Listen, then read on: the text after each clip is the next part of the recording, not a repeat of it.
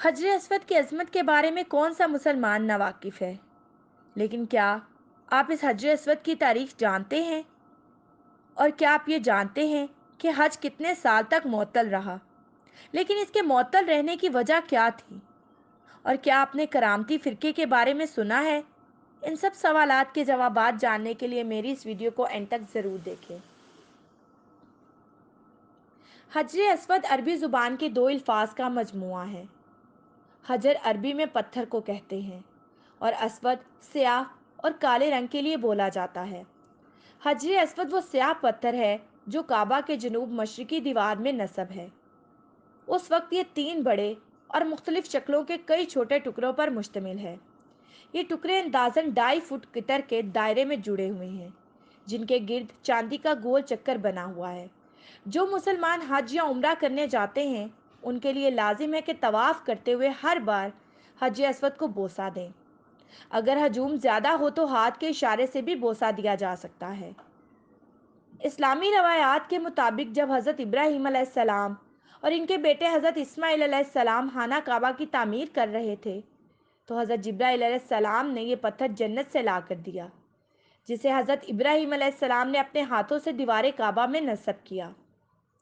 606 میں جب رسول اللہ صلی اللہ علیہ وآلہ وسلم کی عمر 35 سال تھی، سیلاب نے کعبے کی عمارت کو سخت نقصان پہنچایا اور قریش نے اس کی دوبارہ تعمیر کی۔ لیکن جب حجر اسود رکھنے کا مسئلہ آیا تو قبائل میں جھگڑا شروع ہو گیا۔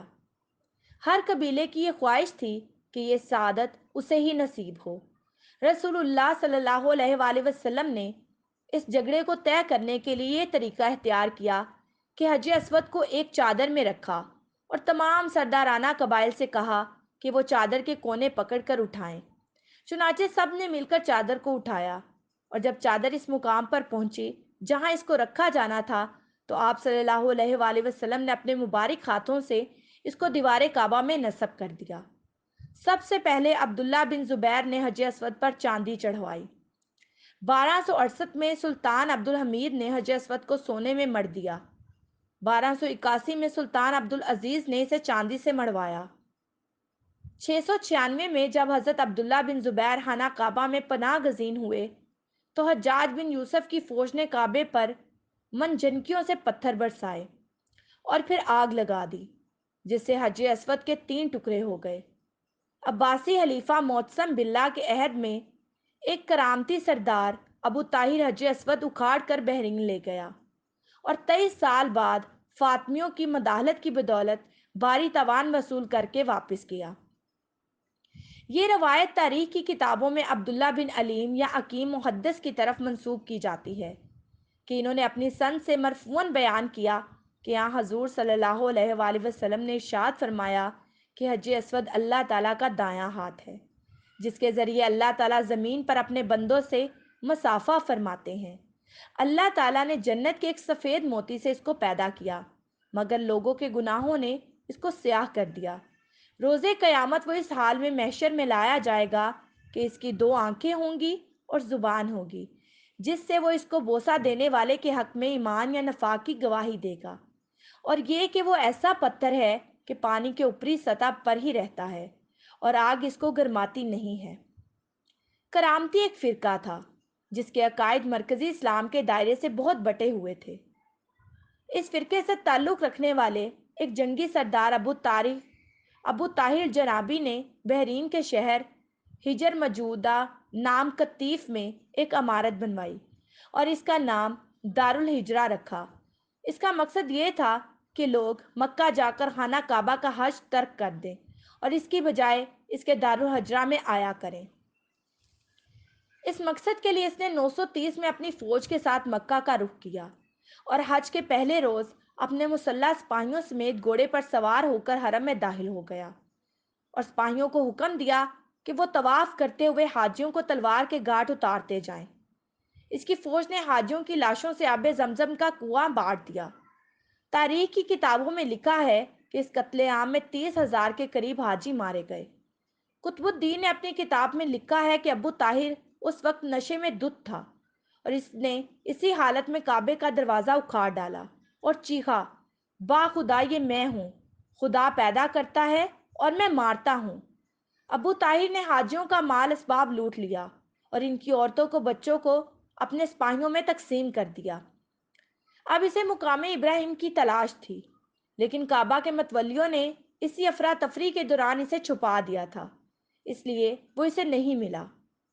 مشہور مفسر اور مورخ اس کے بعد کے واقعے کا ذکر کرتے ہیں، پھر اس نے حجر اسود کو اکھاڑنے کا حکم دیا۔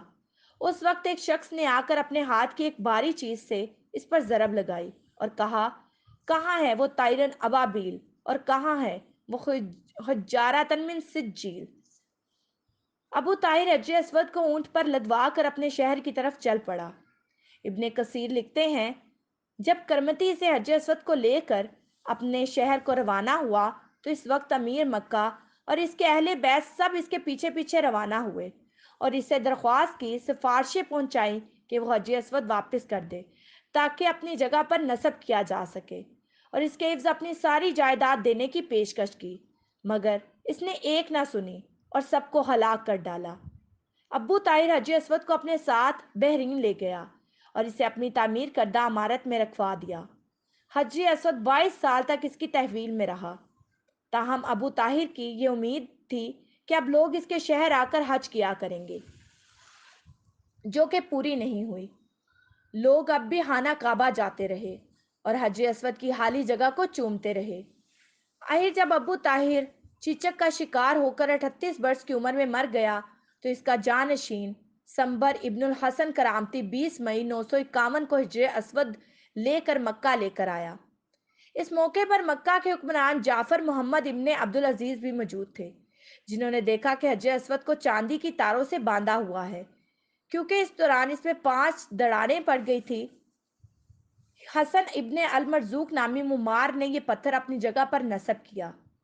سمبر نے اس موقع پر کہا، ہم اسے خدا کی طاقت سے لے گئے تھے اور اسی کی مرضی سے واپس کر رہے ہیں۔ وہ اسے اپنے حکم سے لے گیا تھا اور اپنے حکم ہی سے واپس کر رہا ہے۔ میں امید کرتی ہوں کہ میرے ناظرین کے لیے آج کی ویڈیو بہت ہی دلچسپ اور معلوماتی رہی ہوگی، اور اگر آپ ایسے بہت سے اسلامی واقعات سننا چاہتے ہیں تو ہمارے چینل کو لائک، شیئر اور سبسکرائب کرنا مت بھولیں، اور بیل آئیکن کا بٹن ضرور پریس کریں تاکہ ہر آنے والی نئی ویڈیو کا نوٹیفیکیشن آپ کو آپ کی سکرین پر ملے۔ اب میں آپ سے اجازت چاہوں گی۔ شکریہ۔ اللہ حافظ۔